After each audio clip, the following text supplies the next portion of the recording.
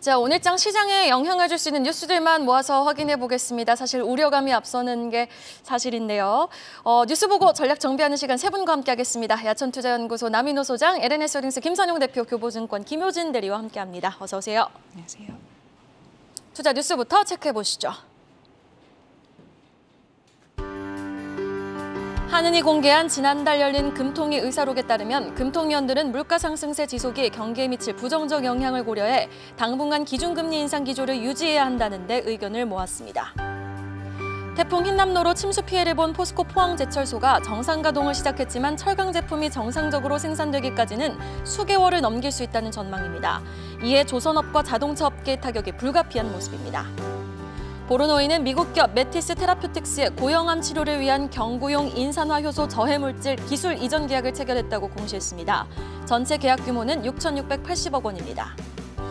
성일하이텍은 2,147억 원 규모의 하이드로 센터 제3공장 신규 시설 투자를 단행한다고 공시했습니다.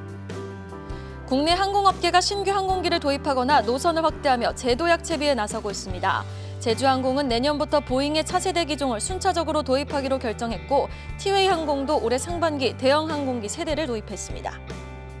카카오게임즈가 글로벌 게임 플랫폼 스팀에서 다양한 장르의 PC게임 신작을 선보이며 글로벌 시장 공략에 나섭니다.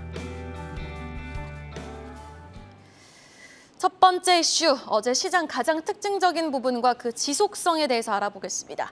어제는 뭐니 해도 외국인의 대규모 선물 매수가 가장 특징적이었죠. 외국인이 장중 무려 2만 4천 계약을 선물 매수하면서 시장을 끌어올렸는데 근데 소장님, 어제까지는 이 수급이 과연 의미가 있을까 싶었는데 지금 너무 분위기가 상반돼요. CPI 지표가 이렇게 실망감을 주니까 어제의 수급은 일시적인 데드캣 바운스였을까요? 어떻게 보십니까? 예, 오늘 우리 시청자분들이 바로 어제로 타임머신 타고 가시기는 굉장히 힘드시겠지만은 그래도 잠시 극복하시고 어제로 한번 가보시죠. 저는 어제 외국인들의 선물 매매를 보고 굉장히 큰 의미를 둡니다. 여러분 기억하시죠? 지난 5월 달입니다. 종합주가지수가 2,500포인트가 붕괴가 되고 2,280까지 250포인트가 하락하는 배경에서 외국인이 한 게 뭐냐? 바로 주식 매도도 주식 매도였지만 사실은 선물 매도가 가장 컸습니다. 그때 약 3만 계약 정도 선물을 매도했거든요. 그런데 왜 어제가 중요하냐? 그걸 어제 풀었습니다. 그 얘기는 무슨 얘기냐? 대한민국 주식시장의 하방을 해치하고 하방을 방어하려고 했던 외국인들이 드디어 어제 바로 9월 13일을 기점으로 하방을 풀었다는 얘기입니다. 즉 이제 앞으로 대한민국 주식시장은 밑으로 내려간다. 그렇다고 해서 올라간다는 얘기는 아닙니다. 밑으로 내려가는 해치를 풀었다는 얘기는 뭐냐? 지금 이제는 대한민국 증시를 중립으로 보겠다. 즉 지금 2,450포인트인데요. 2,450포인트는 외국인들에게 중립적인 포지션이다라고 말씀드리겠고요. 자, 재작년, 작년, 금년에 외국인들은 거의 100조 가까운 주식을 팔았죠. 저는 이렇게 말씀드리고 싶어요. 이제 팔만한 외국인들은 거의 다 팔았다. 지금 남은 한국 주식, 즉 770조 원을 가지고 있는 외국인들은 주가가 좀 더 내려간다고 2,200 또 간다고 또 삼성전자 팔고 하이닉스 팔고 그럴 외국인들이 아니다. 쉽게 말하면 이제 워런 버핏 같은 외국인만 남았다라고 봅니다. 자, 그럼 이제 뭐가 남았을까요? 앞으로 외국인들이 그럼 한국 주식을 사겠느냐? 저는 그렇게 많이 살 것 같지 않습니다. 그래서 외국인들이 이제 뭘 할 것이냐? 바로 파생시장, 선물이나 옵션 시장에서 그들이 잘하는 주특기를 살려가지고 수익을 낼 건데요.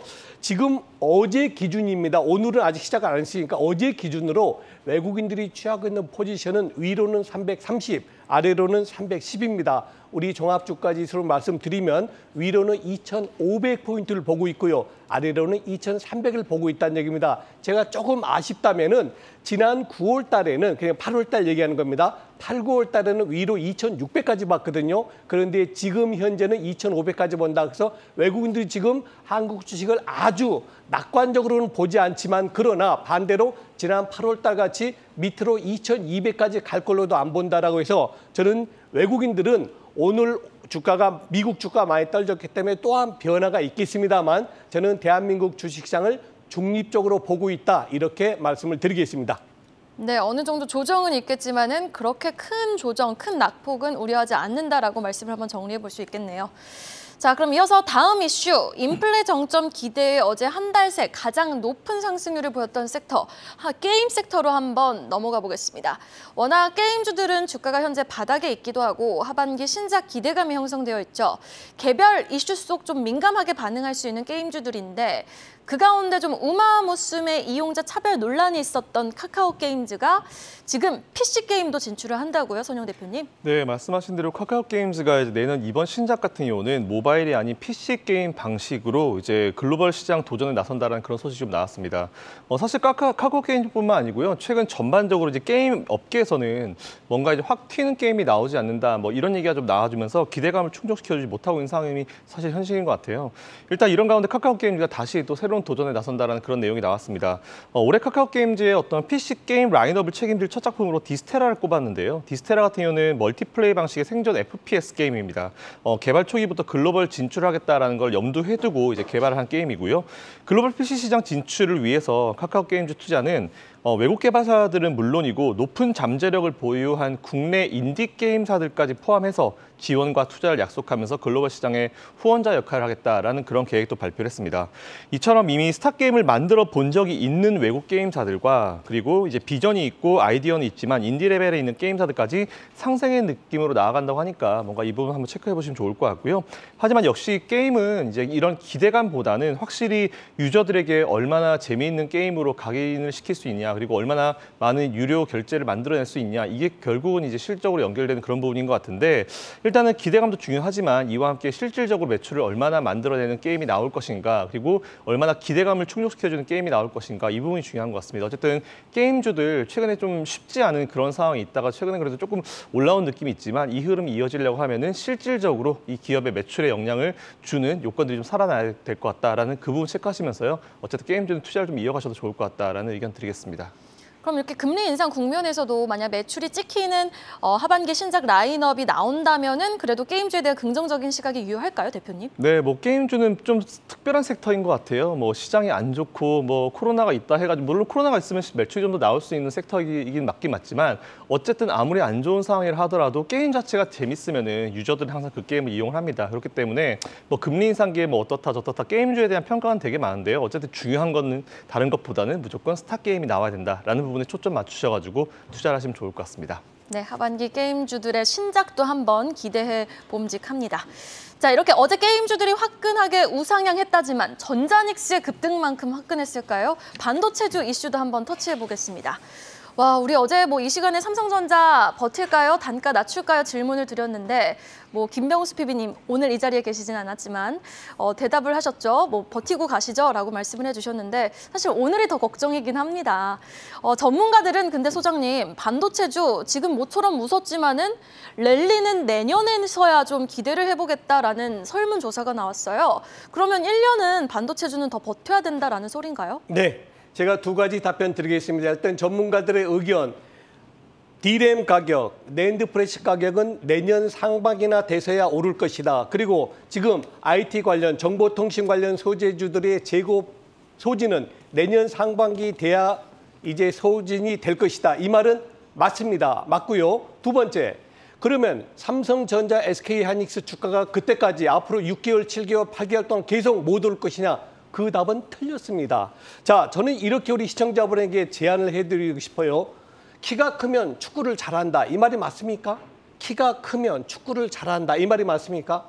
반도체 가격을 책정한 데 있어서 가장 중요한 게 D램 가격하고 낸드 프레시 가격은 맞습니다. 그러면 키가 크면 축구를 잘한다 해서 요즘은 대부분 축구 선수들이 키가 크니까 축구 잘한다고 있는데, 자, 세계에서 가장 축구를 잘하는 리오넬 메시, 저랑 키가 똑같습니다. 170cm입니다.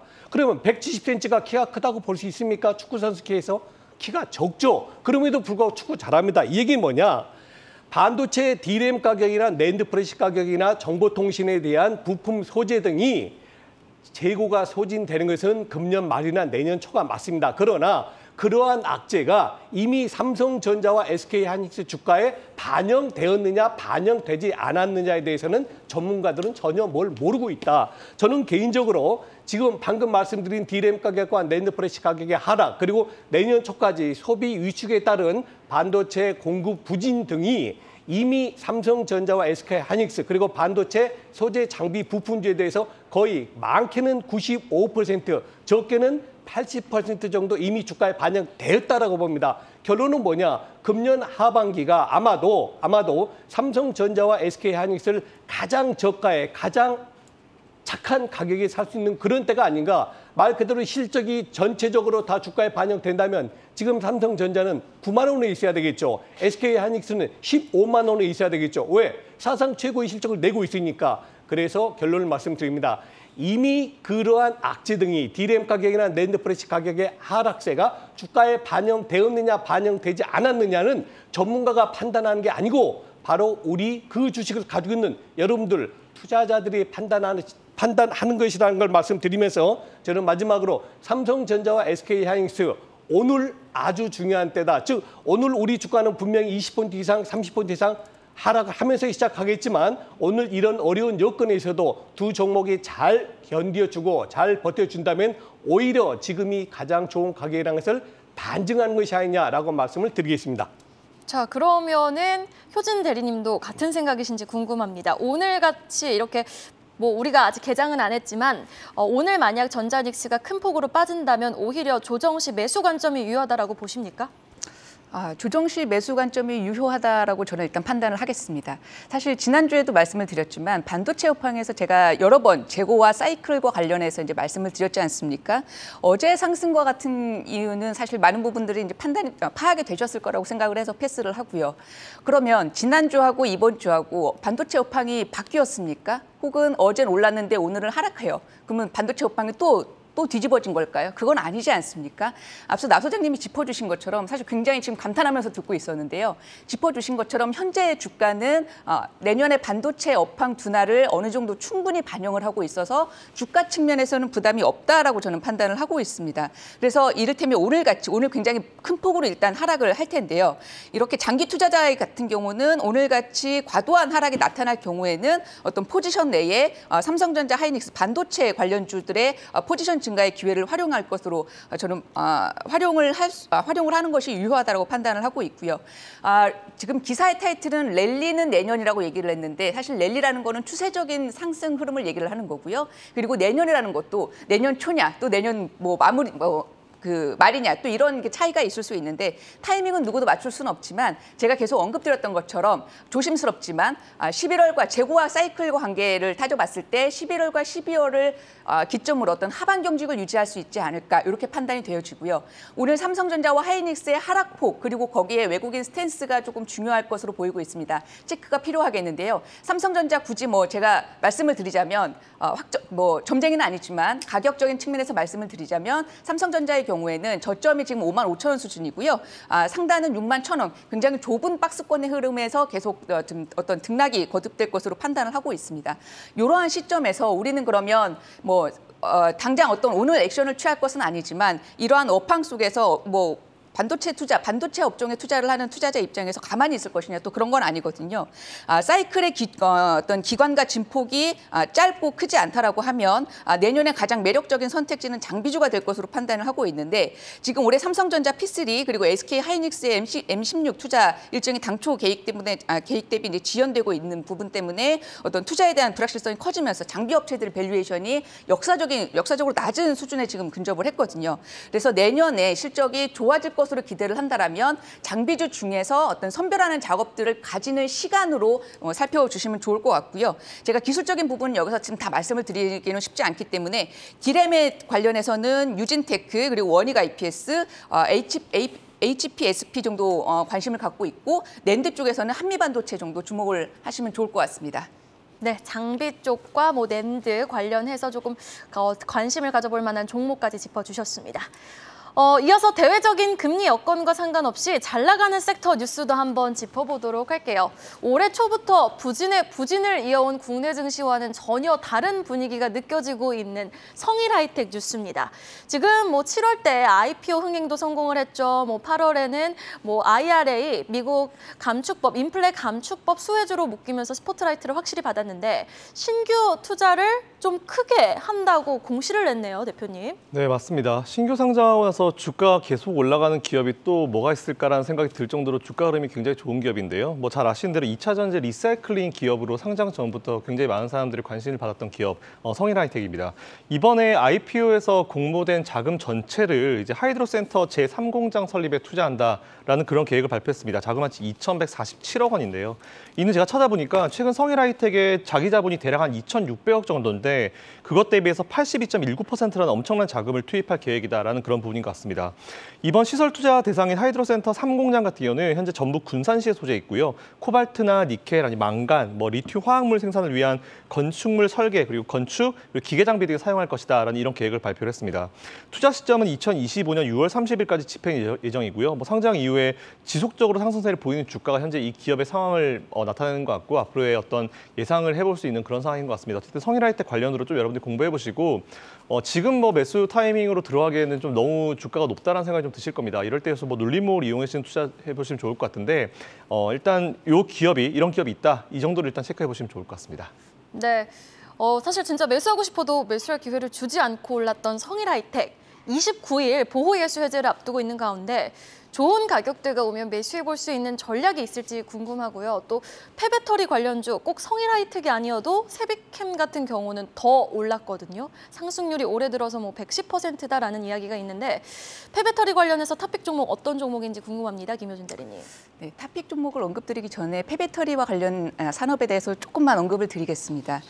이 전기차 배터리 수명이 8에서 10년 정도로 가정을 하고 있는데요. 시장에서는 이 전기차 시장에 그 8에서 10년 시차를 둔 8에서 10년의 시차를 두고 어떤 폐배터리의 시장이 형성이 된다라는 것이죠. 지금 실제로 테슬라 모델 S를 필두로 전기차가 의미 있게 팔리기 시작한 게 2013년부터인데요. 지금 9년이 지났거든요. 그래서 올해부터 폐배터리 시장의 태동기를 맞았다라고 볼 수 있는 것입니다. 실제로 글로벌 전기차 판매량과 관련해서는 2013년도에 17만 대에서 지난해 639만 대로 8년간 연평균 57% 증가를 했거든요. 이러한 산업에서 맞물린 폐배터리 시장이 올해부터 열리고 있다라고 이제 보고 있는 거고요. 중요한 이유는 환경 문제가 있을 수 있고 안정성 문제도 있을 수 있고요. 많은 분들이 아시겠지만 희귀금속과 같은 어떤 그런 부분들 확보 그리고 원가 절감에 따른 경제적인 효과 때문인데요. 최근에 시행된 인플레이션 감축법이 또 이 폐배터리 순환 산업을 가속화하는 촉매가 좀 되고 있는 것으로 판단이 되고 있습니다. 성일하이텍 어제 이제 중요한 뉴스가 하나 나왔지 않습니까?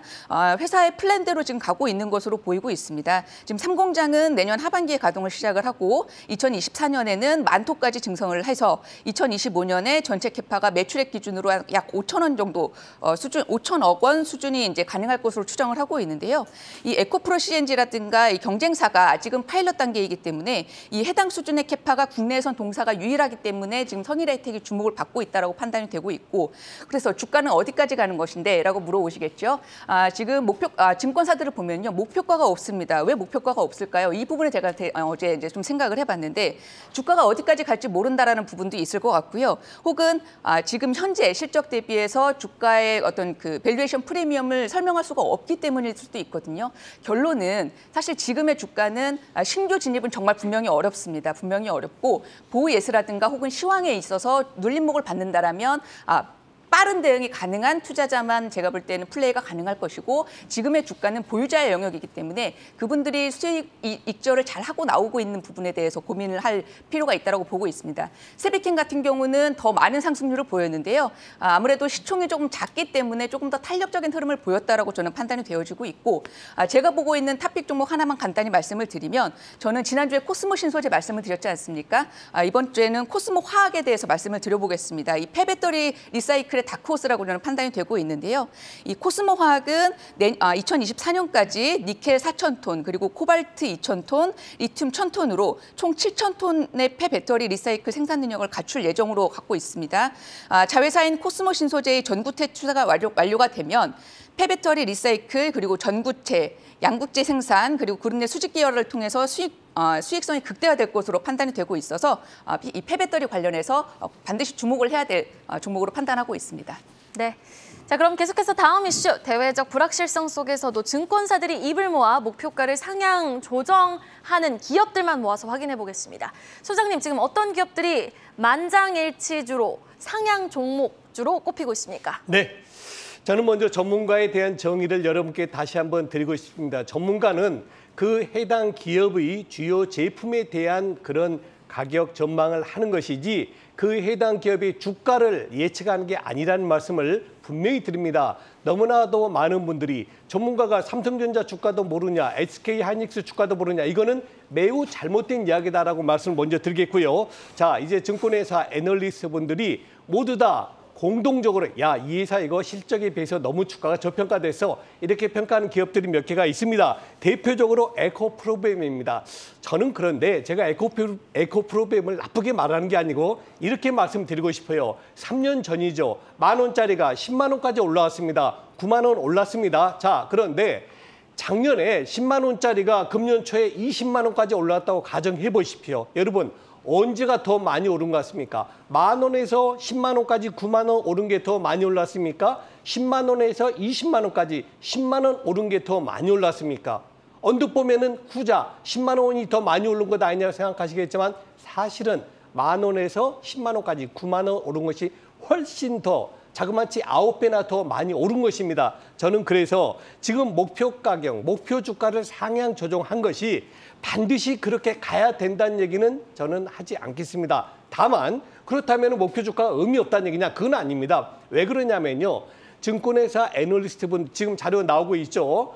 뭐 대부분 다 지금 가격에서 15 내지 20%를 목표가를 상향 조정합니다. 또 아래도 마찬가지죠. 지금 10만 원짜리인데 목표가 다운시킨다면 5만 원 다운시키는 게 아니고 한 9,000원 정도, 즉 지금 가격에서 10에서 15% 다운하는데 지금 자료 나오고 있는 이 기업들은 어떻습니까? 대부분이 적게는 20%에서 높게는 50%가 위로습니다. 이건 무슨 이야기죠? 실적 외에도 이 회사의 주가가 움직일 수 있는 팩트가 굉장히 많습니다. 이거를 이야기하는 겁니다. 자, 이제는 목표 주가 상향 조정한 것은 상승 추세에 있다 이렇게 보시면 좋겠고요. 문제는 피크아웃친, 다시 말해서 실적이 최고점을 치고 내려간 종목이 또 문제지 않습니까? 지금 거론되고 있는 것이 현대제철, LG디스플레이, 현대건설, SK바이오사이언스 등이 거론되고 있는데 저는 이 부분도 똑같이 말씀드립니다. 아까 삼성전자, SK하이닉스처럼 마찬가지로 이미 건설업 안 좋은 거 지금 대한민국 국민치고 모르는 분이 있습니까?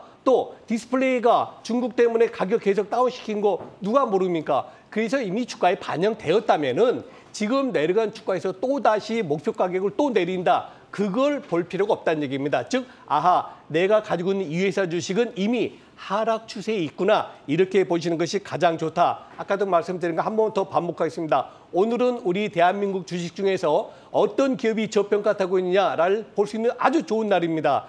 아침 시작할 때 분명히 크게 내려가서 시작하겠죠. 이럴 때 주가의 복원력을 우리 시청자분들이 잘 파악해 주시면 좋겠습니다. 네, 알겠습니다. 자, 그러면은 지금 현재 주가에서 상승 여력이 가장 높게 점쳐진 곳 중에 지금 효준 대리님이 특히 더 주목하시는 곳이 있을까요?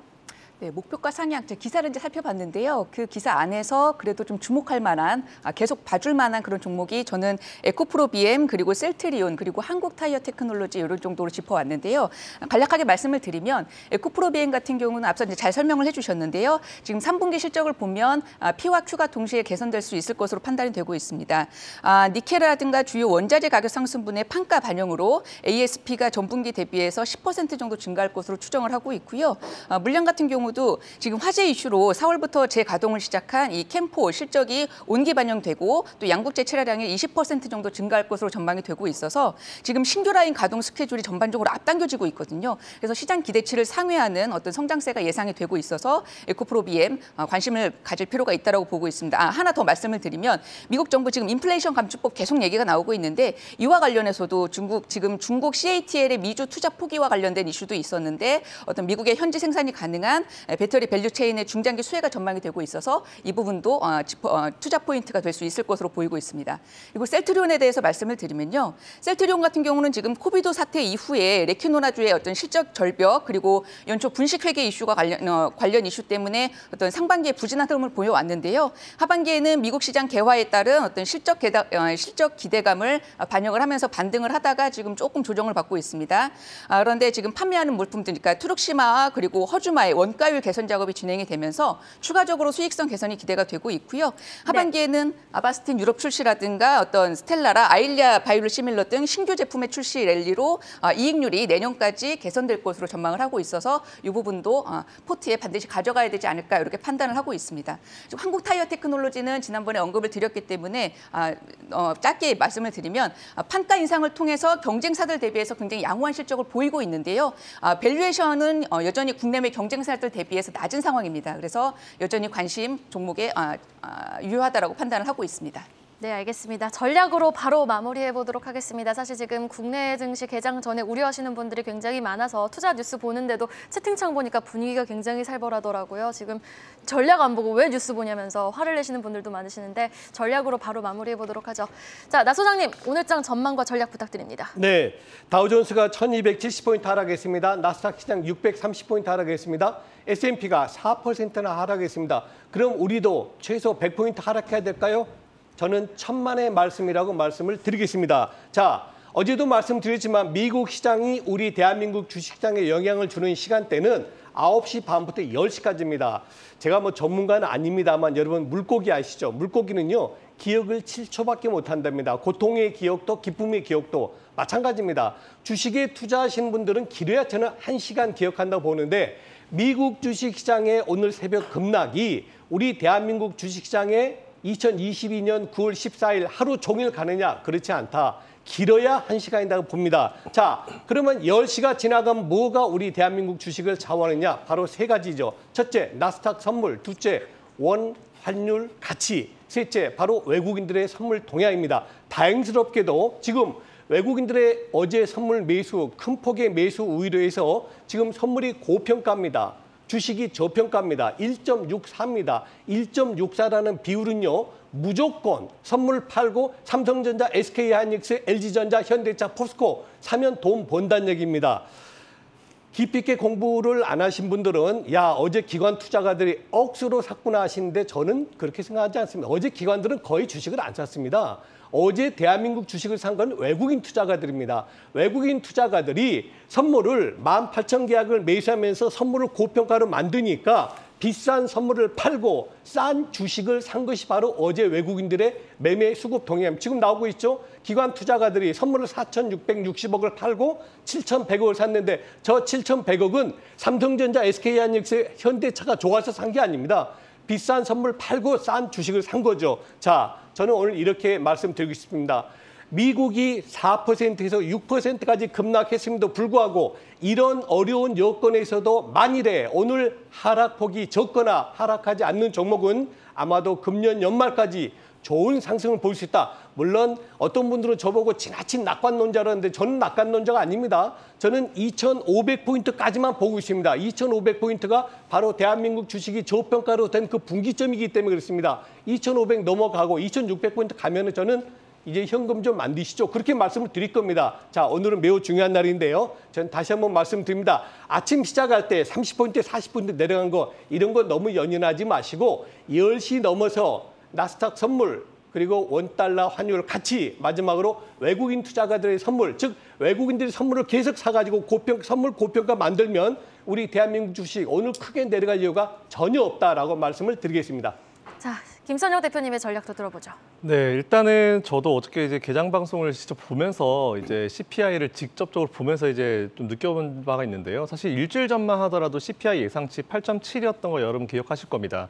근데 지난 주말에 갑자기 이 예상치가 사라지고 8.1이라는 수치가 올라왔는데요. 근데 사실 어저께 발표된 수치는 8.3이었습니다. 제가 어제 밤에 마치고 우리 스크립트 쓰고 나서 새벽까지 한번 자료를 살펴봤는데 우리가 지금까지 많이 눈여겨봤었던 유가나 렌트비에 대한 부분이 조금 조정이 좀 있었는데 일단 그런 것 같습니다. 평소에는 사실 우리가 CPI 구성 항목이 굉장히 많았는데 그중에서 우리가 사실 유가를 좀 신경을 많이 썼어요. 근데 유가는 안정을 찾았는데 그거 말고 나머지 그 많은 항목들이 조금씩 다 올라가주면서 이제 코어 CPI가 0.3에서 0.6이 나왔다. 사실 그것 때문에 지수를 밀어버린 것 같습니다. 근데 사실 저는 이제 이게 아침에 언론을 보니까 역시나 언론은 0.3에서 0.6 이게 2배나 올랐다. 여기에 굉장히 좀 집중을 해서 얘기를 하고 있는 것 같은데요. 일단 잘 아시는 대로 인플레이션이 정말 쉽게 꺾일 거라고는 그 누구도 예상하지 못한 부분은 사실인 것 같습니다. 일단 지금에서 중요한 부분은 역시 우리가 또 과거 사례를 들고 와서 생각을 해볼 수밖에 없을 것 같은데 인플레이션율이 지금 최근에 보면 뭐 40년 만에 뭐 몇십 년 만에 최대치고 많이 올랐다 이런 얘기들이 되게 많은 것 같아요. 하지만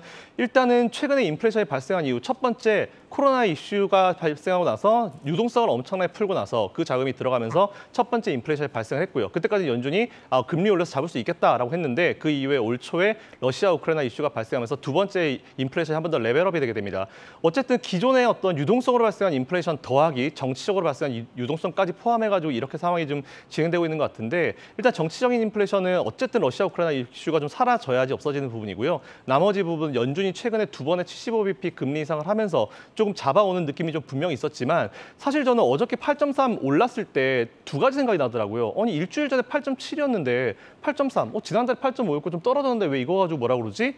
두 번째, 코어 CPI가 좀 올랐는데 사실 그거는 중요한 부분이 유가는 좀 많이 떨어졌고 나머지가 좀 올라서 이렇게 만들어진 거라서 9월달 CPI에서는 꽤나 생각보다 많이 조정이 될 수도 있을 것 같은데 라는 생각이 두 번째 들었고요. 마지막 세 번째로 든 생각은 사실은 이런 부분에 너무 지금 집중을 하다 보니까 이제 안 좋은 것만 사실 보게 되면은 이제 우리가 코너에 몰리게 되면 정말 안 좋은 것밖에 안 보이는 상황이거든요. 근데 일단 전반적으로 봤을 때 지금 연준이 어쨌든 이번에 8.1이 나왔든 8.0이 나왔든 7.9가 나왔든 연준은 9월 FOMC에서 75bp 금리 인상 했을 겁니다. 그 사실에 대한 변화는 전혀 없고요. 지금 시장이 또 100bp에 대한 얘기를 하고 어제 보니까 페드 워치가 100bp에 대한 가능성을 20% 정도 넣고 지금 최근에 거 제가 확인을 못 해봤는데 어쨌든 중요한 부분은 뭐냐면은 원래 75bp를 하려고 했었던 부분이고 만약 100bp 이상이 나와주지만 않는다면 시장에 텐트는 발생하지 않을 거라 보고 있습니다. 75bp 금리 인상과 QT 950억 달러의 QT 이 정도로 충분히 커버링 가능할 수 있을 거라 연준은 판단하고 있어서 이 부분 보시면 될 것 같고요. 시장에 대해서 간단히 말씀드리면은 과거에 이런 사례 많았습니다. 일단 소장님 말씀하신 대로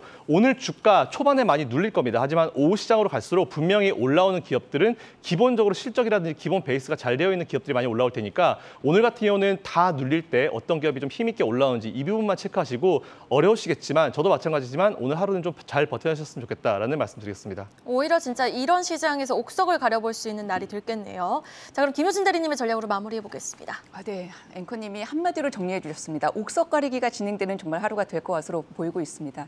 사실 매번 어떤 지수의 방향성을 정확하게 예측할 수 있으면 얼마나 좋을까 싶습니다. 우리가 주목해야 될 점은요. 현 시점에서 달러 인덱스라든가 지금 어제 같은 경우도 미국의 물가 지표가 예상 대비 좀 다르게 나왔다라는 부분에 대해서 어떤 시장이 큰 변동을 보였는데요. 이 어떤 달러 인덱스라든가 이 센티먼트 투자 심리 지표들이 단기 변곡을 정확하게 예측하기 어렵다는 데 있습니다. 지수는 지금 변하고 있는데요. 기업들의 어떤 감익 추세가 지금 사실은 지속되고 있다라는 부분이 조금은 안타까운 부분이고요. 결국은 이 시장을 대응하는 데 있어서 실적 그리고 센티먼트의 함수인 이 시장 속에서 우리가 집중해야 될 것은 사실 실적이거든요. 옥석 가리기라는 표현으로 정말 다 어떤 대변이 되고 있는 건데요. 이 실적 상향, 물론 실적 상향 종목과 업종의 수가 지금 조금씩 줄어들고 있는 것은 맞습니다. 부인할 수는 없지만 12개월 예상 실적, 영업이익 기준입니다. 12개월 예상 실적이 상향되는 업종을 살펴보면 조선, 그리고 레저, 화학, 그리고 방산, 가전 정도로 매우 협소합니다. 그렇지만 이러한 부분들에 의해서 오늘같이 시장이 많이 빠졌을 때 실적 상향 주도주로 대응을 하실 필요가 있다고 보이고 있고요. 앞서 짚어주셨지만 외국인의 오늘 삼성전자, 하이닉스의 매도 스탠스가 얼마나 센지, 세지 않다라면 어제 같은 경우 어떤 시장의 기류가 약간 조금 변화하는 거 아닌가라는 그런 느낌까지 주었거든요. 그런 부분들 계속 체크할 필요가 있다고 보고 있습니다. 네, 이렇게 세 분과 함께 봤습니다. 오늘 말씀 고맙습니다. 네, 굿모닝 환경 글로벌